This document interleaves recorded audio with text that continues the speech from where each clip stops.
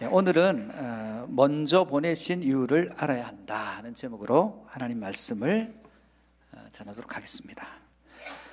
제 동창 중에 어릴 때 이렇게 좀 멀리했던, 모든 동네 친구들이 멀리했던 친구 하나 있어요. 근데 이 친구가 장난이 너무 심해요. 그 장난 때문에 멀리하는 게 아니라 문제는 코 때문에. 이 집안이 다 코를 흘리는데 이 친구가 유독 심했어요. 코를 흘리면 오른쪽에 이제 소매에다 닦다 보니까 이가 반질반질하니까 그 옛날에 다 아이들이 깨끗이 안 써서 다 지저분한데 그 친구가 유독 더해서 별로 이렇게 가까이 하기 좀 그랬던 친구인데, 그래도 놀 때는 같이 놀았어요. 놀았는데 어느 날 어떤 집에서 숨바꼭질하고 노는데 담벼락에 올라갔다가 떨어지면서 그 장독대 위에 있던 구정물통을 붙들고 떨어져가지고 온팍 구정물통을 뒤집었었어요. 여러분 구정물통 아시죠? 옛날에 쉰밥, 감자 껍데기부터 시작해가지고 음식물 상한 거 다 넣어놨다가 소주 끓이거나 개밥 만드는 거 아니에요? 그러니까 냄새도 나고 그러니까 더 가까이 안 가죠. 다 피합니다. 그랬더니 그 자리에서 울어요. 구정물 뒤집쓰고 우는데 어디선가 그 엄마가 나타났어요. 옛날에 그 치마가 길었잖아요. 그걸로 다 닦고 얼굴도 닦아주고 그러더니 아직도 떼국물이 흐르는데 거기다가 뺨에다가 쪽 하고 뽀뽀를 해줘요. 그랬더니 이 친구가 울다가 웃기 시작해요. 옆에서 그 장면을 보는데 아직도 그 더러운 그 볼에도 뽀뽀한다고 다 인상을 찡그리는데 그 다음부터는 그 친구를 아무도 무시를 못해요. 왜냐하면 그 친구는 집에서 엄마의 사랑을 받는 친구예요. 여러분, 여러분의 자녀들은 여러분 집에서 사랑받는 존귀한 자들입니까? 여러분, 사람이 사람으로부터 사랑받으면 존귀해져요. 근데 하나님의 사랑을 받으면 이건 또 어마어마해요. 아무도 그 사람을 무시 못합니다. 여러분, 하나님의 사랑받는 인생인 줄로 믿습니다. 하나님의 사랑을 받으면, 하나님 사랑받는 자를 무시하면 하나님을 무시하는 것이기 때문에 그럴 수 없어요. 오늘 본문은 요셉이 총리인데 자기가 동생이라는 사실을 숨기고 있다가 오늘 갑자기 자기가 동생이라는 사실을 밝히는 장면에서 시작합니다. 요셉은 자기가 동생이라고 밝히면 자기 형들이 어떤 마음일지 알아요. 왜냐하면 요셉을 판 사람은 자기 형들이기 때문에. 근데 그들에게 두려움 가운데 있는 그들에게 두려워하지 마라, 안심해라, 하나님이 나를 먼저 보내신 거다, 당신들이 날 판 것 아니다, 이렇게 형들을 안심시키는 장면이 오늘 본문의 내용입니다. 왜 그렇게 안심시키고 형들에게 그렇게 자기를 팔았던 형들을 용서를 선언할 수 있었느냐? 요셉은 이 모든 일이 형들과 자기의 문제가 아니라 하나님의 약속과 성취의 문제로 이미 그것이 형들과 자신의 문제가 아니라 바로 하나님의 뜻을 이루기 위한 과정임을 깨닫고 있어요. 그러면 어떻게 그가 그런 통찰력을 가지고 하나님의 뜻을 분별하는 인생이 될 수 있었느냐? 첫 번째, 그는 눈물이 있는 인생이었기 때문에 그렇다는 거예요. 여러분, 어느 순간에 우리에게 눈물이 다 말라버렸어요. 눈물은 감동되었을 때 흐르기도 하고 슬플 때 흐르기도 합니다. 인생의 감동이 다 사라져서 여러분 자신을 한번 보세요. 얼마나 메말라져 있는지. 우리 자신에 대해서 메말라져 있다는 사실을 까맣게 잊어버렸어요. 오늘 본문 1, 2절 말씀 같이 보겠습니다. 요셉이 시종하는 자들 앞에서 그 정을 억제하지 못하여 소리질러 모든 사람을 자기에게서 물러가라 하고 그 형제들에게 자기를 알리니 그때 그와 함께한 다른 사람이 없었더라. 요셉이 큰 소리로 우니 애굽 사람들에게 들리며 바로의 궁정에도 들리더라.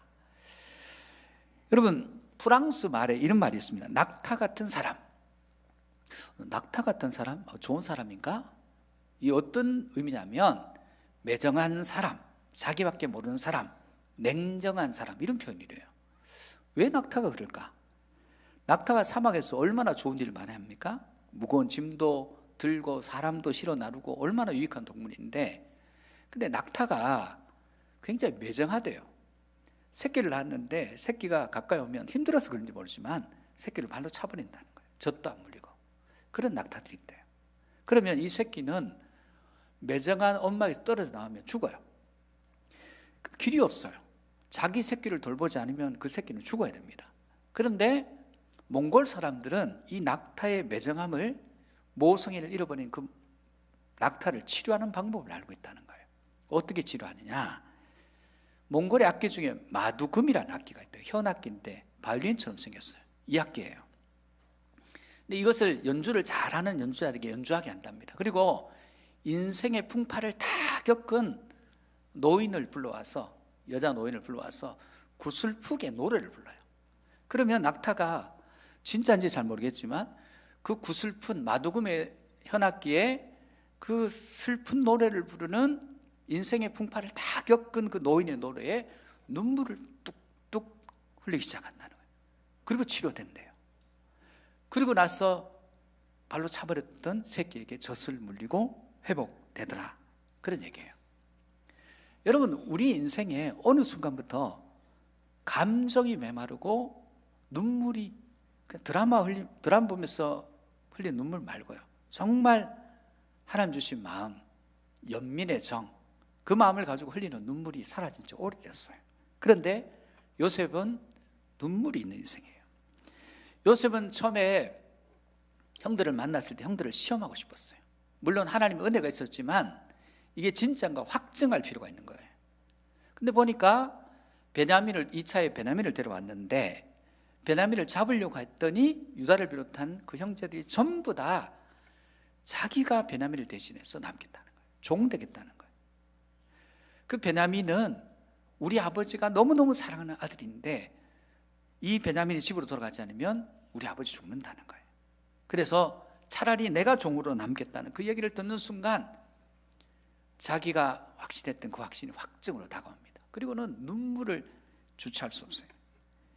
그럼 요셉이 경험했던 고난이 그렇게 대단한 게 아니어서 그럴까요? 그렇지 않습니다.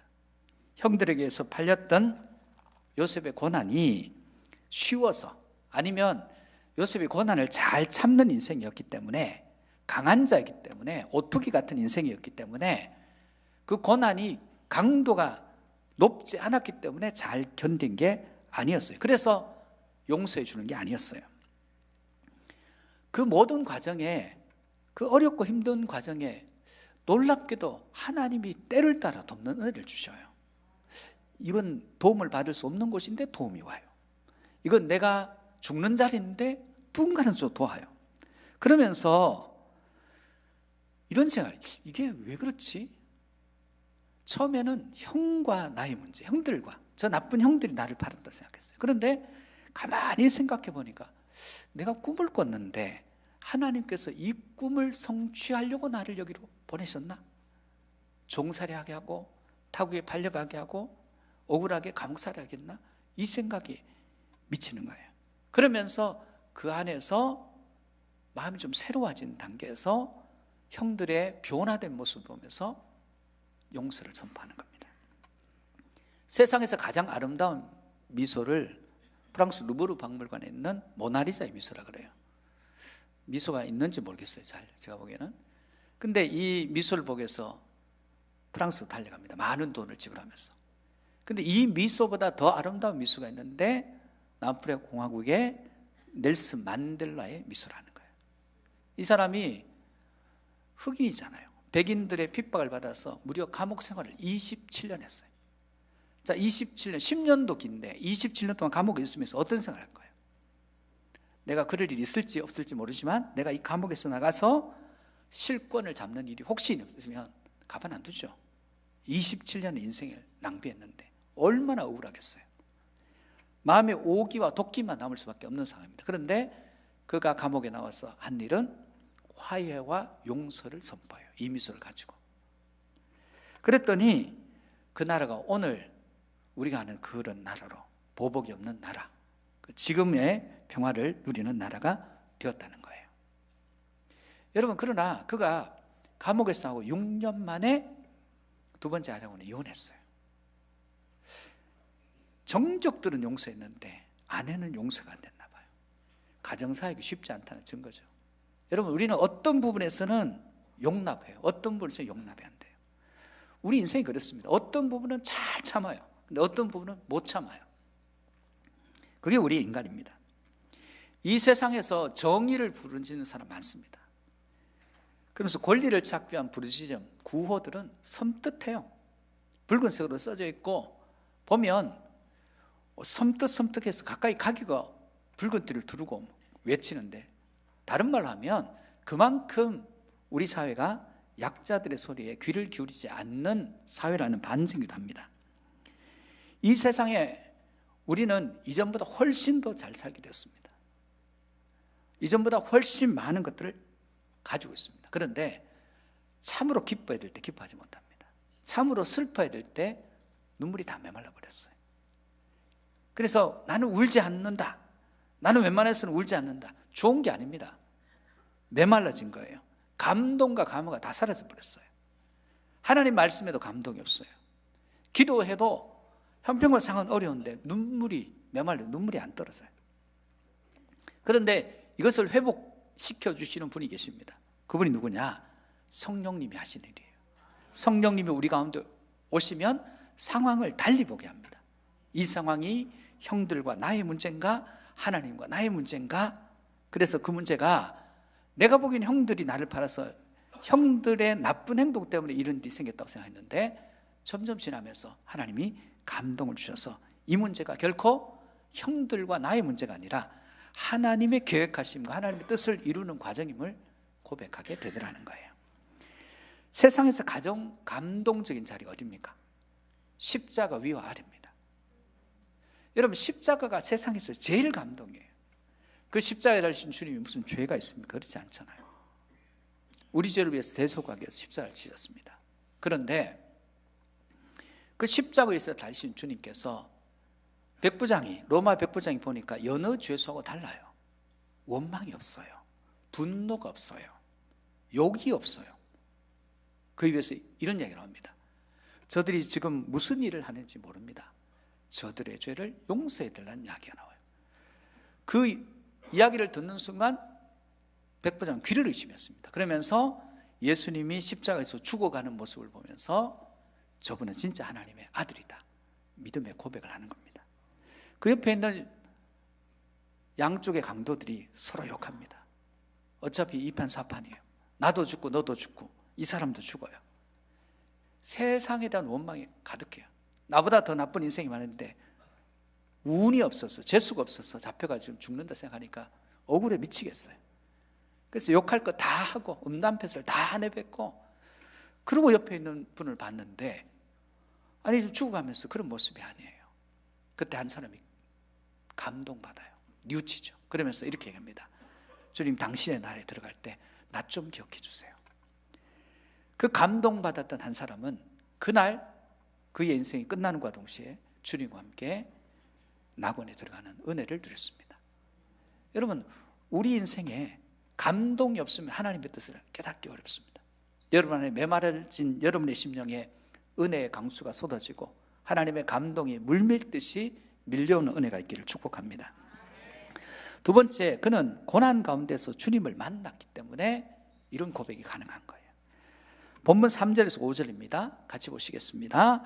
요셉이 그 형들에게 이르되 나는 요셉이라, 내 아버지께서 아직 살아 계시니까 형들이 그 앞에서 놀라서 대답하지 못하더라. 요셉이 형들에게 이르되 내게로 가까이 오소서. 그들이 가까이 가니 이르되 나는 당신들의 아우 요셉이니 당신들이 애굽에 판 자라.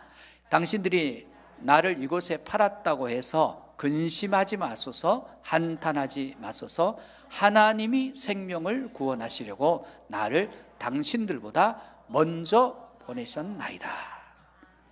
여러분, 바른 고백이죠.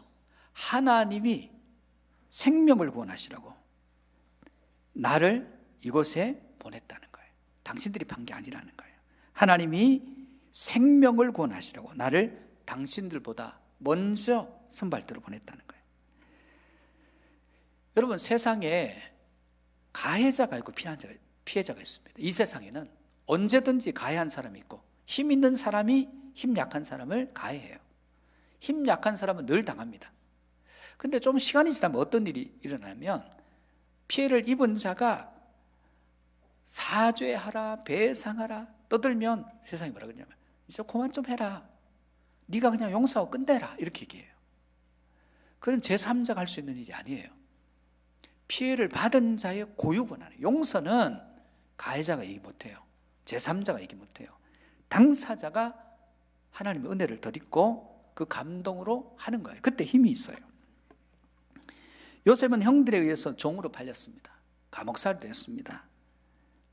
근데 지금 총리예요. 보복하고 원한을 풀고 싶은 마음이 왜 없었겠어요? 그런데 요셉은 그렇게 하지 않습니다. 왜냐하면 자신과 함께 하시는 하나님을 경험했기 때문입니다. 자신이 종살이할 때 형통의 길을 주신 분 하나님이세요. 형통할 게 없어요. 자신이 감옥살이 할 때 저녁에 은혜를 입게 하시는 분은 하나님이세요. 가만히 자기 삶을 돌아보는 겁니다. 왜 내게 이 은혜가 임하지? 하나님이 지금 나와 함께 하시는구나. 그걸 깨닫게 되더라는 겁니다.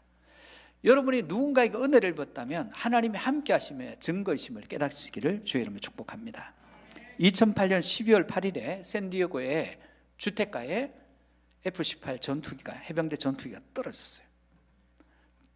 조종사는 탈출 버튼을 눌러서 탈출했습니다. 살았습니다. 그런데 하필이면 그 집이 한인이 살고 있는 집이었어요. 윤동윤 씨 가족이 살고 있는 집인데 윤동윤 씨는 그곳에 없었고 아내와 두 딸과 장모가 그 자리에서 세상을 떠났어요.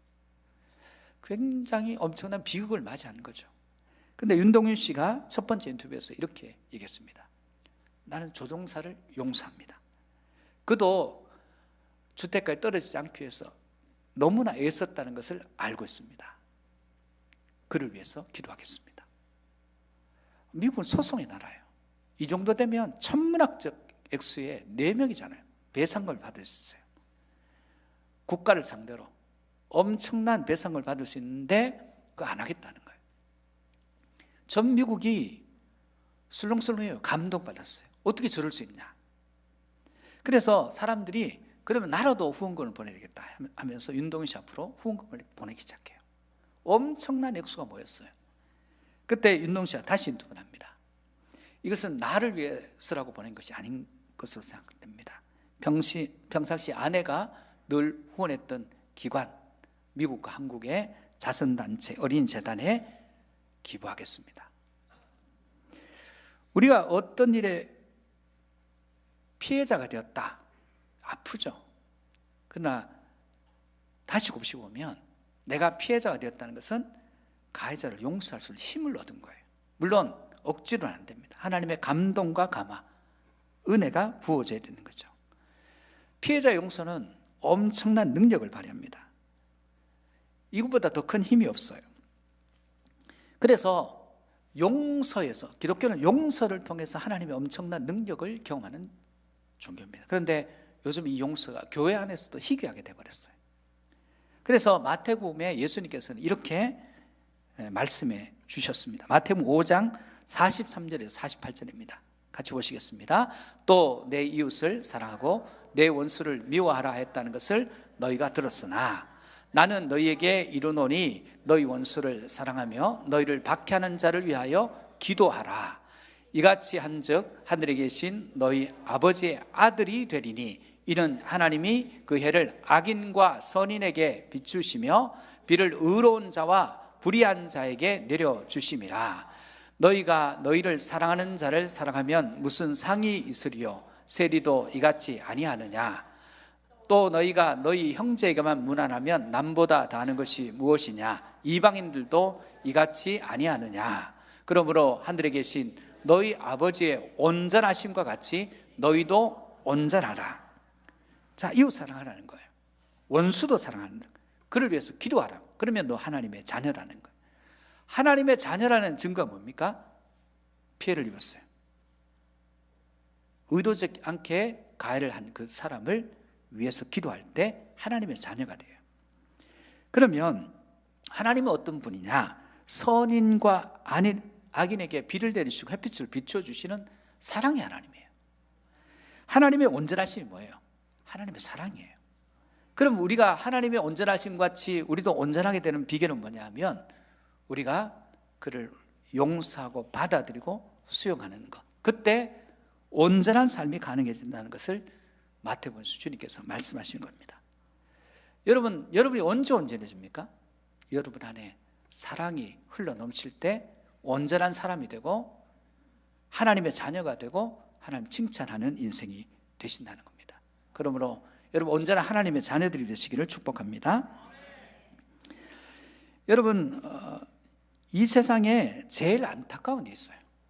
내가 이 세상 살아가다가 모든 사람이 아무 일도 없는 건 아니거든요. 원치 않게 피해자가 되고 원치 않게 약자가 되고 원치 않게 어려움을 당할 수가 있습니다.